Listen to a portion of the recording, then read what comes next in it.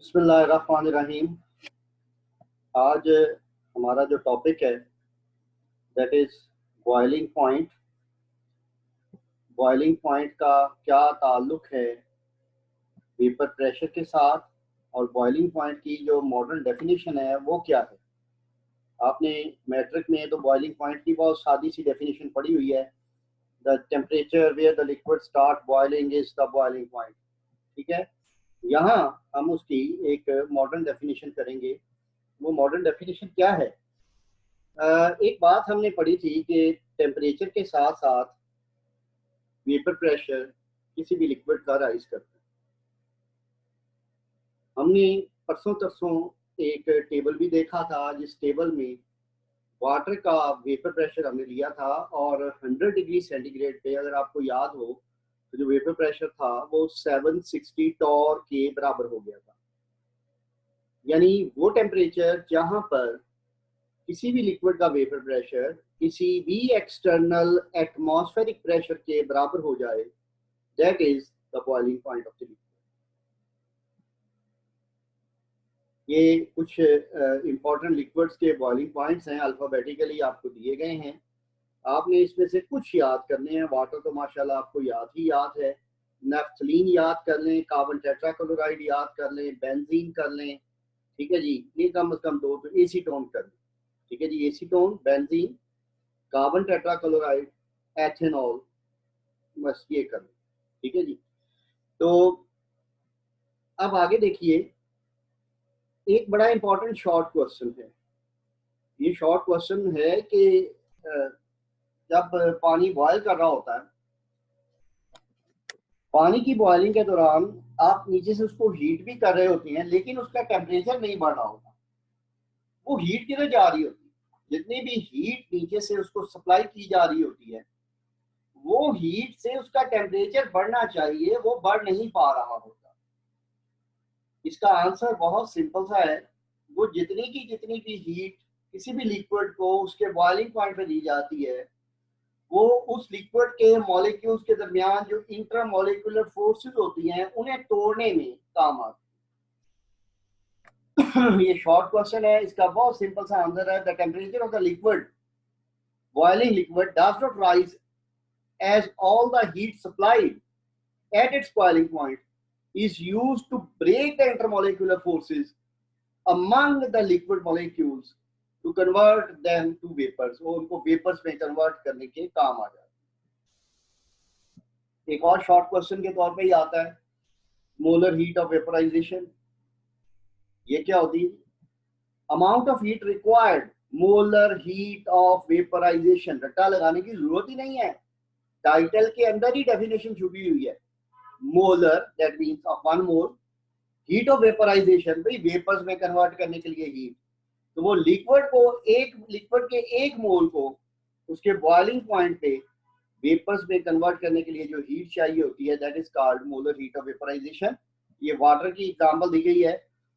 I am sorry, water की जो molar heat of vaporisation है that is 40.7 kilo joules per मोल।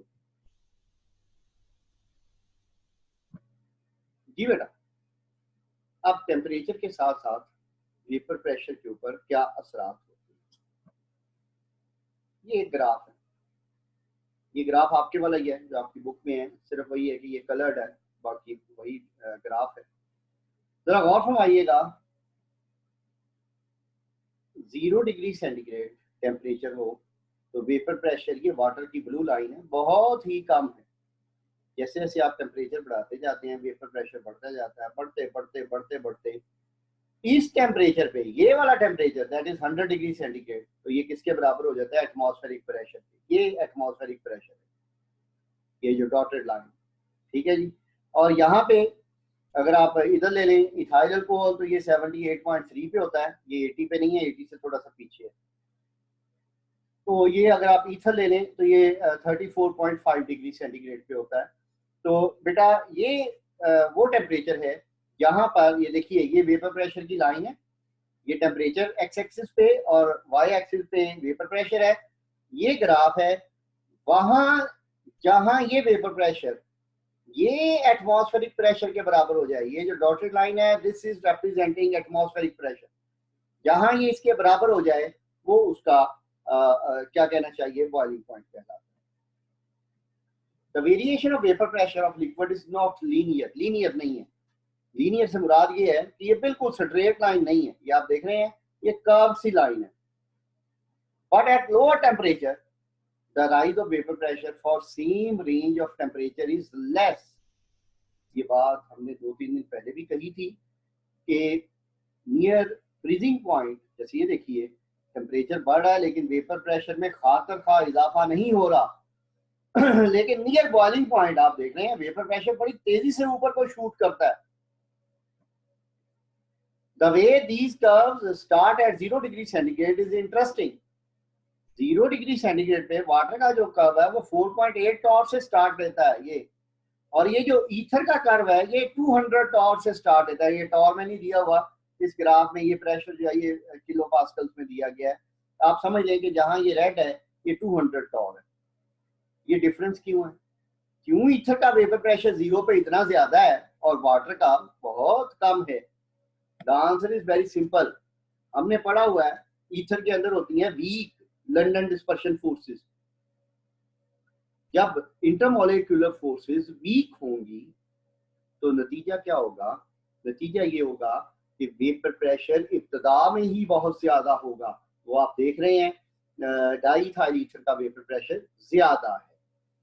हाँ, लेकिन जब आप वाटर की बात करते हैं, वाटर का वेपर प्रेशर 0 पे ना होने के बराबर है, दैट इज ओनली 4.8 टॉर। ये देखिए क्यों? उसकी वजह ये है कि वाटर के अंदर बड़ी स्ट्रॉन्ग हाइड्रोजन बॉन्डिंग होती है, ठीक है। वो उसकी वजह से उसका vapour pressure at its freezing point या 0 डिग्री सेंटीग्रेड वो बहुत कम होता है।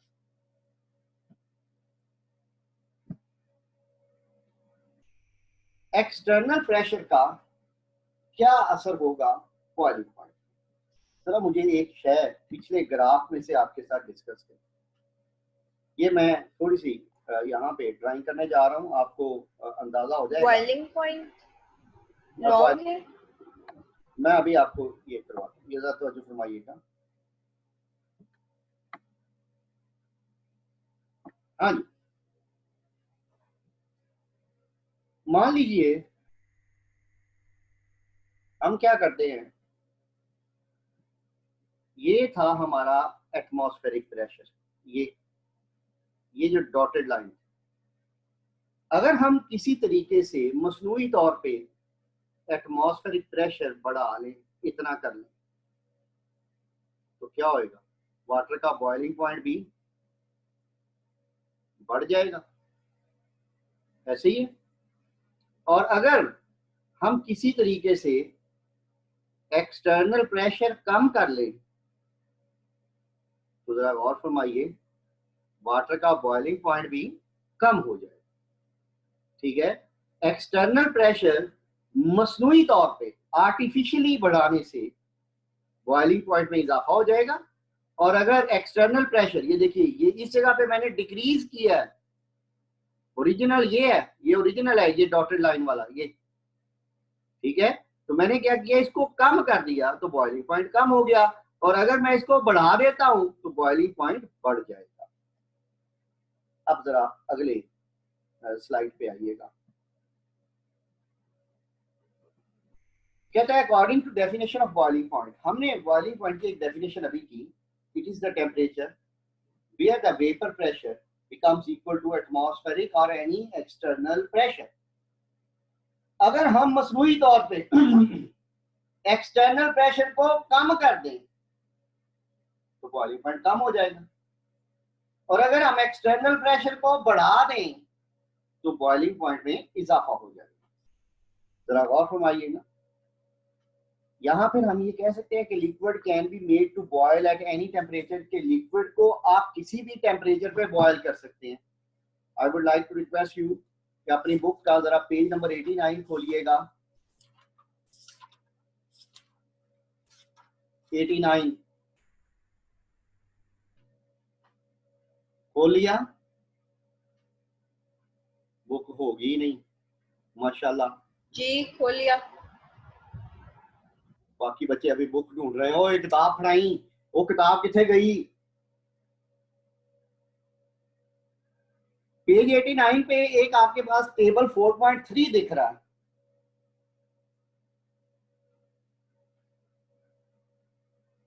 नजर आ रहा है? जी ये टेबल पे अगर आप गौर करें तो 100 डिग्री सेंटीग्रेड पे वाटर का वेपर प्रेशर कितना है?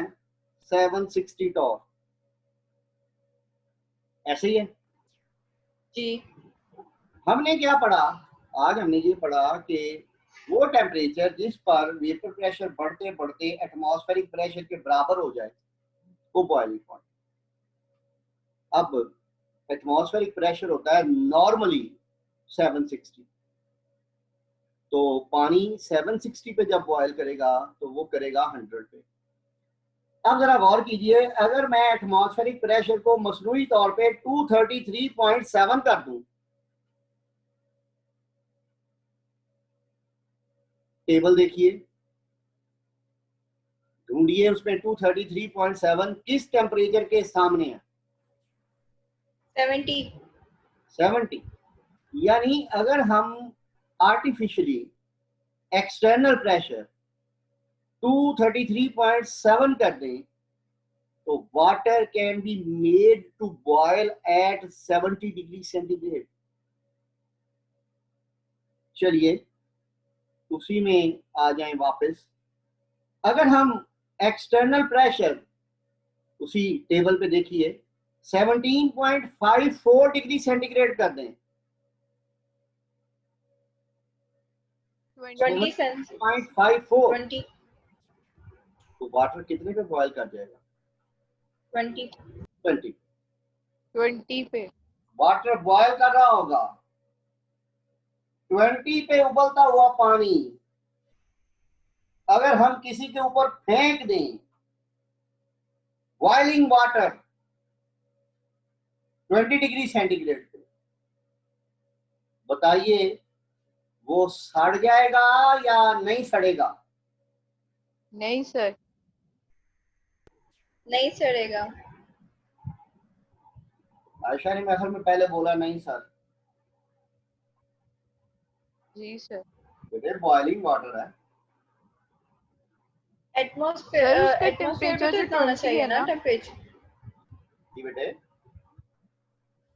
सर वेपर प्रेशर भी कम है, टेम्परेचर वाटर का 20 डिग्री सेल्सियस है, 20 भी तो यस इंसान जल नहीं सकता।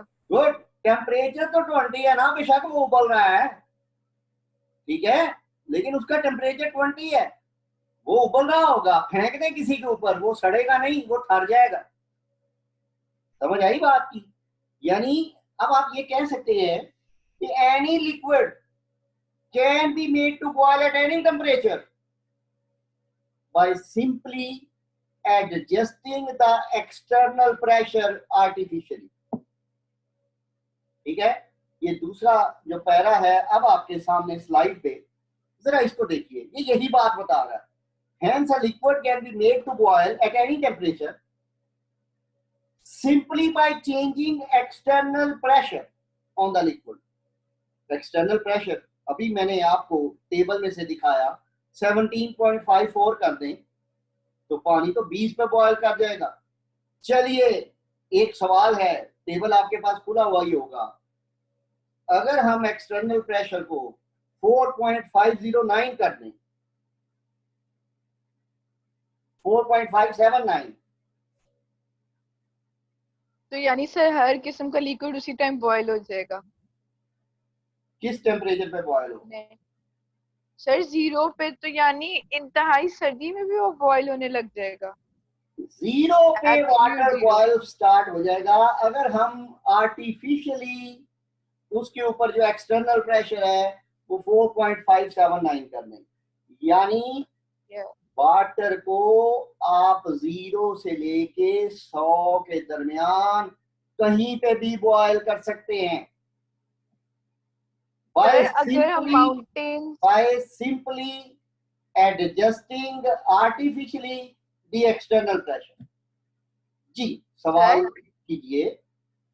सर अगर पहाड़ जो ऊपर पहाड़ों पे जब हम चढ़ते हैं तो हमारा प्रेशर कम हो जाता है, एक्सटर्नल प्रेशर, तो अगर हाँ किसी तरह वहां पे इतना प्रेशर हो जाए, वो सर्दी का मौसम हो, तो उधर भी पानी इस तरह बॉईल कर जाएगा? ये अभी आ रहा है, यही बात आ रही है। माउंट एवरेस्ट पे वाटर 69 डिग्री सेंटीग्रेड में बॉयल कर जाता है। क्यों? क्योंकि वहां एक्सटर्नल प्रेशर है 233 टॉर।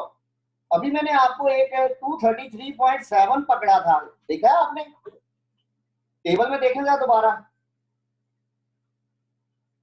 टेबल में बेटा था, देखिए दोबारा। तो 70 डिग्री सेल्सियस। टेबल में मैंने आपको कहा कि अगर हम एक्सटर्नल प्रेशर क्या कर दें 233.7, तो लिक्विड कहाँ बॉयल करता है? 70 पे। तो अगर 233 हो, तो माउंट एवरेस्ट पे 233 है, तो वहां जो लिक्विड है वो बॉयल करता है 69 डिग्री सेंटीग्रेड पे। पानी का बॉइलिंग पॉइंट माउंट एवरेस्ट पर 69 डिग्री सेंटीग्रेड। ठीक है जी। अब जरा गौर कीजिएगा, मैं पैराग्राफ से आगे रीड कर रहा हूं। पैराग्राफ की दूसरी लाइन है स्लाइड पे। At lower external pressure less amount of heat will be required. तो वो नतीजा क्या होगा? वो लोअर प्रेशर पे, लोअर टेम्परेचर पे बॉयल कर जाएगा। और conversely at higher external pressure larger amount of heat will be required. ज्यादा हीट चाहिए होगी, ठीक है? तो वो इक्वलाइज करने के लिए वेपर प्रेशर को एक्सटर्नल एटमॉस्फेरिक प्रेशर आ गया जी वही। The boiling point of water जो है वो अगर 1489 तौर कर देना प्रेशर मसनूई तौर पे, तो 120 डिग्री सेंटीग्रेड होता है। This is very interesting. Pressure cooker जो होते हैं ना हमारे घरों में, प्रेशर कुकर्स, उनके अंदर जब भी आप कुकिंग करते हैं तो वो जो है, ये देखिए आ गया प्रेशर कुकर आपके सामने। ये नीचे कोई फूड रखी हुई है और ऊपर ये जो सफेद से रंग का बनाया हुआ है, ये बेसिकली स्टीम है।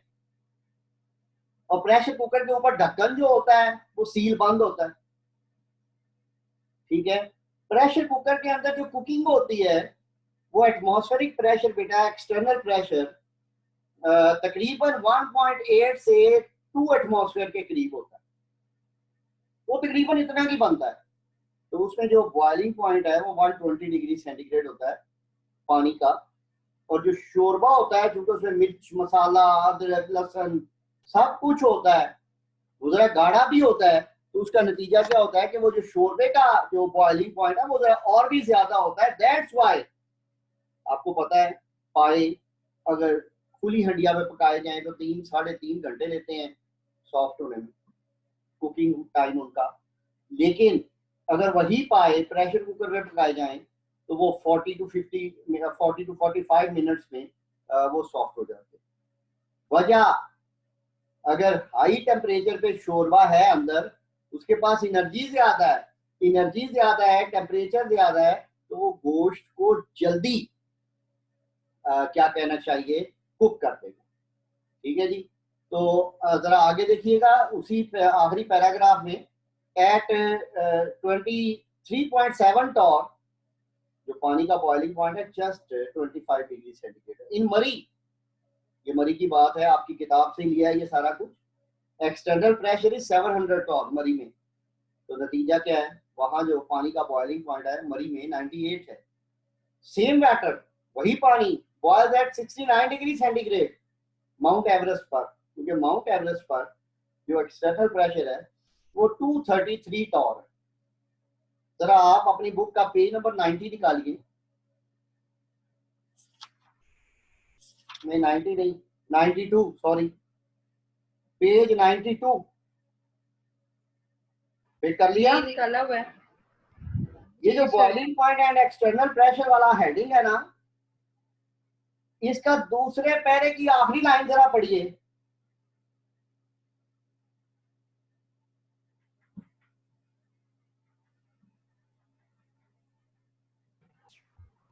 जी सर इसमें प्रेशर कुकर का ही बताया हुआ है। ओहो, दूसरे पैरे की आखिरी लाइन बेटा, दूसरे पैरे, top of mount Everest. Mount Everest वाला सर दूसरा Top para of Mount Everest water boils at only 69 अच्छा centigrade at 323 torr. यस जी सर अच्छा हमायल जी वो अनिका किधर है? अनिका है? अनिका सुमन सर नहीं बुकमुन है निकली हुई है, डिस्कनेक्ट हो गई। चले आयशा बेटे, आपने ढूंढ लिया वो क्या है वहां पे रौला? यस सर पर क्या चीज क्या रौला लाइन है? ढूंढ ली है हाँ हाँ सर ये कह रहे हैं कि वाटर 98 डिग्री सेल्सियस पे बॉईल करता है मरी हिल्स क्योंकि वहां पे एक्सटर्नल प्रेशर 700 होता है लेकिन माउंट एवरेस्ट पे क्योंकि प्रेशर कम होता है तो उसका बॉइलिंग पॉइंट भी डिक्रीज हो जाता है कितना प्रेशर बुक में दिया हुआ है? सर मरी पे 700 टॉर दिया हुआ है और माउंट एवरेस्ट पे 323 टॉर दिया हुआ है जो मैंने मटेरियल आपको प्रोवाइड किया है स्लाइड पे, वहां कितना है? सर यहाँ पे 223 दिया हुआ है माउंट एवरेस्ट पे और 98 दिया हुआ है मरी पे और सॉरी 700 223। दिया हुआ है मरी पे जो माउंट एवरेस्ट का प्रेशर है ना, वो टेक्स्ट बुक में गलत दिया हुआ है। टेक्स्ट बुक अच्छा में टाइपोग्राफिक एरर है, उन्होंने लिखा हुआ है 230 नहीं 323। 323 यस सर माउंट एवरेस्ट पे वो 233 होता है। मैं आपको इसके पीछे रीजनिंग भी देता हूँ। पेज नंबर 89 वाला टेबल निकालिए। यस सर निकाल लिया 79 सॉरी 70 पे कितना है? 233.7। यस सर यस तो सर 69 पे 323 कैसे हो सकता है? कम होगा, वो यस 233 है। ठीक है, यस किताब में ये गलत लिखा हुआ था, इसको मैं हमेशा बच्चों को करेक्ट करवाता हूँ। ये पिछले 18 साल से पाकिस्तान में किताब में ये ऐसे ही लिखा हुआ। ठीक है जी, चलिए वापस आ जाएं। The same technique is used in pressure cooker where curry boils at elevated temperature. Curry mean शोरबा, which reduces cooking time for food. और वो कुकिंग टाइम जो है वो उसको जो है वो कम कर देता है। एक छोटी सी बात रह गई इसमें, आज का आखिरी हिस्सा है वैक्यूम डिस्टिलेशन या डिस्टिलेशन एट लो प्रेशर। देखिए अभी हमने प्रेशर कुकर में क्या किया, मसनूई तौर पे एक्सटर्नल प्रेशर को बढ़ा के बॉइलिंग पॉइंट को बढ़ा लिया, जिससे कुकिंग टाइम रिड्यूस हो गया।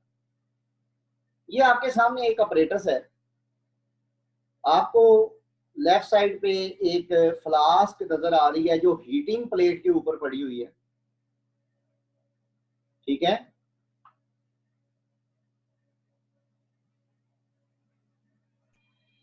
इसकी बात कर रहा हूं। ये हीटिंग प्लेट है जिसपे ये फ्लास्क पड़ी हुई है। इस फ्लास्क के अंदर वो लिक्विड ले लिया है जिसको हमने बॉयल करना है। सारा कुछ सील बंद है और यहां से वैक्यूम पंप से इसको जोड़ देते हैं। जब वैक्यूम पंप अंदर इसके लग जाएगा तो क्या होगा, यहाँ जो एक्सटर्नल प्रेशर है ना, ये वाला, वो कम हो जाएगा। अगर एक्सटर्नल प्रेशर कम हो जाएगा तो इसके अंदर जो लिक्विड है ना, वो कम टेम्परेचर पे बॉयल करेगा। ठीक है, इसको हम कहते हैं वैक्यूम डिस्टिलेशन या low pressure distillation. Liquids can be made to boil at lower temperature. उनको हम लो टेम्परेचर पे भी बॉयल कर सकते हैं। मैंने आपको बता दिया कि अंदर से एयर खींच के वैक्यूम क्रिएट कर लें, तो इस प्रोसेस को हम कहते हैं वैक्यूम डिस्टिलेशन या लो प्रेशर डिस्टिलेशन। इसके बहुत एडवांटेजेस हैं। एक तो टाइम की बचत हो जाती है, कोई थोड़ा हीट करना पड़ेगा, जल्दी डिस्टिलेशन हो जाएगी। और दूसरा इकोनॉमिकल है। इकोनॉमिकल इस लिहाज से है कि अगर आपने ओरिजिनल बॉइलिंग पॉइंट पे हीट करना है तो आपको फ्यूल, बिजली या गैस ज्यादा चाहिए, और अगर आपने कम पे करना है तो आपको फ्यूल की बचत हो जाएगी। अब ये क्यों करवाते हैं? लो प्रेशर डिस्टिलेशन की फायदे क्या है? कहते हैं decomposition of many compounds can be avoided. Glycerine जो होती है, इसका बॉइलिंग पॉइंट है ये दिया हुआ 290 डिग्री सेंटीग्रेड। नॉर्मली। कितना जी बॉइलिंग पॉइंट? ये देखिए, ये 290 आम प्रेशर। लेकिन इशू क्या है कि अगर गैसोलीन को इस टेम्परेचर पे डिस्टिल किया जाए तो वो डिकम्पोज हो जाती है। तो लिहाजा ग्लिसरीन को इस टेम्परेचर पे डिस्टिल नहीं कर सकते। फिर हम क्या करते हैं, यहाँ से वैक्यूम लगा के ना, ये वाला वैक्यूम पंप चला के यहाँ ग्लिसरीन ले लेते हैं और वैक्यूम पंप चला के इसके अंदर जो एक्सटर्नल प्रेशर है ना वो 50 टॉर पे ले आते हैं। जब एक्सटर्नल प्रेशर 50 टॉर पे ले आते हैं तो ग्लिसरीन 210 पे बॉयल कर जाए। उसका बेनिफिट क्या होता है कि ये डिकम्पोजिशन से बच जाती है और इसको हम आसानी से प्योरीफाई कर सकते हैं। यानी वो कंपाउंड्स जिनको डिस्टिल करते वक्त हमें खतरात हों कि ये डिकम्पोज हो जाएंगे क्योंकि हीट बहुत ज्यादा करना पड़ता है, तो उनकी डिकम्पोजिशन को रोकने के लिए हम फिर ये वाली टेक्निक जो है वो इस्तेमाल करते हैं, that is known as vacuum distillation. ये डायग्राम आपने नहीं बनानी, ये डायग्राम जस्ट आपको जो है वो हेल्प करने के लिए यहाँ पे दी है। और सिमिलरली पीछे जो प्रेशर कुकर की डायग्राम है वो भी नहीं बनानी, ठीक है जी। वो भी आप लोगों को सिर्फ मतलब है कि फैसिलिटेट करने के लिए वो दी हुई, ठीक है जी। बोलिए दैट्स ऑल फॉर टुडे। एक बच्चे ने एक पर्सनल रिक्वेस्ट की थी कि सर कुछ काम ज्यादा हो गया है, ठीक है, और आप अब ज्यादा ज्यादा काम करवाना शुरू हो गए हैं। तो फिर मैंने थोड़ा सा आज हाथ कुछ हल्का किया है। जितना मैंने जहन बनाया हुआ था कि मैंने इतना काम करवाना है, मैंने उससे तकरीबन आधा काम करवाया है आज, ठीक है। तो कुछ दिनों के लिए फिर स्पीड थोड़ी सी कम करेंगे क्योंकि वो कह रहे हैं कि बच्चे कुछ काम ज्यादा हो। बायो की क्लास पे आज कौन कौन था? सर मैंने जाना था लेकिन मुझे कोड आपने सेंड कर दिया? बेटा जी आप अपने मोबाइल ही नहीं देखते। सर वो बाबा से मैंने भी पूछा, कहते सर से पूछो। बेटे मैंने कोड आपको सेंड कर दिया था, लिंक भी सेंड किया था। वो लिंक जो है ना मैंने जो आपको सेंड किया है इंडिविजुअल मैसेजेस में, उसको संभाल के रखिएगा। आपने सिर्फ उस लिंक के ऊपर मोबाइल के जरिए से टैप करना है और वो क्लास अभी मोबाइल से चलेगी। वो सर का ना कोई इशू है उनके लैपटॉप का या पता नहीं क्या इशू है, कल भी काफी खपे हैं, वो कोई मामला सेटल नहीं हुए। तो आज सर मैं तो हमारे उनको क्लास मोबाइल बता दिया लेती उनको तो आपने सर क्या मोबाइल। किया है? जी मैंने उनको बता दिया कि हमने कहाँ से पढ़ने आगे, तो वो कह रहे थे कि मंडे से जो है वो हम लोग पढ़ना शुरू करेंगे और वो कह रहे थे कि बाकी स्टूडेंट्स को भी बता दीजिएगा। मैंने कहा था कि कोड का आप कुछ कर लें, तो उन्होंने कहा था कि आप व्हाट्सएप जो है वो लैपटॉप पे कर लें, तो वहाँ पे लिंक आ जाया करेगा, तो आप वहाँ से खोल लिया हाँ, करेंगे। वो जो है ना वो आप web.whatsapp.com अगर आप कर लें तो वहां पे वो लिंक आपको आ जाया करेगा। सर यानी एक लिंक, हम लिंक पे क्लिक करेंगे खुद ब खुद हम क्लास में ज्वाइन कर जाएंगे? जी जी जी, सिंपली उसके ऊपर टैप करेंगे और आप क्लास के अंदर चले जाया करेंगे। Okay sir. ठीक है, ठीक है। उसमें पासवर्ड वगैरह और नहीं सर देना पड़ा टाइम? करेगा। और दूसरी बात ये है, मंडे से ही इंग्लिश की क्लास आपकी दोबारा रेगुलर शुरू हो जाएगी। प्रोफेसर हैं हमारे अकबर अली साहब, काफी सीनियर हैं, मुझसे भी कम अज कम 3-4 साल उनका ज्यादा एक्सपीरियंस है। तो he will be taking class of English. तो फिजिक्स वाले सर मेरी आज बात हो गई थी, वो कुछ बीमार हैं, डॉक्टर की मेडिसिन चल रही है, कमिटमेंट उन्होंने भी कर ली हुई है। तो वो भी इंशाल्लाह जैसे ही सेहतयाब होते हैं वो भी क्लास आपकी कंटिन्यू करना शुरू कर देंगे, रूटीन से आपका क्लास वर्क चल पड़ेगा। और सर टाइमिंग्स पिछली वाली होंगी ना, यानी वही 2 बजे के बाद वाली? हाँ जी, ये बायो की क्लास 3:30 बजे एडजस्ट की है, ठीक है। यस। तो इंग्लिश की क्लास जो है वो उससे पहले एडजस्ट हो जाएगी, ठीक है। और फिजिक्स वाली क्लास जो है ना या तो सबसे पहले आएगी या फिर मेरे बाद आ जाया करेगी 5 बजे। ठीक है सर। ठीक है जी, ओके मेरा जी। बेटा, थैंक यू वेरी मच। इंशाल्लाह बाकी ओके बातें सर, फिर से। अल्लाह। अल्लाह आपका हामी नवाज़े।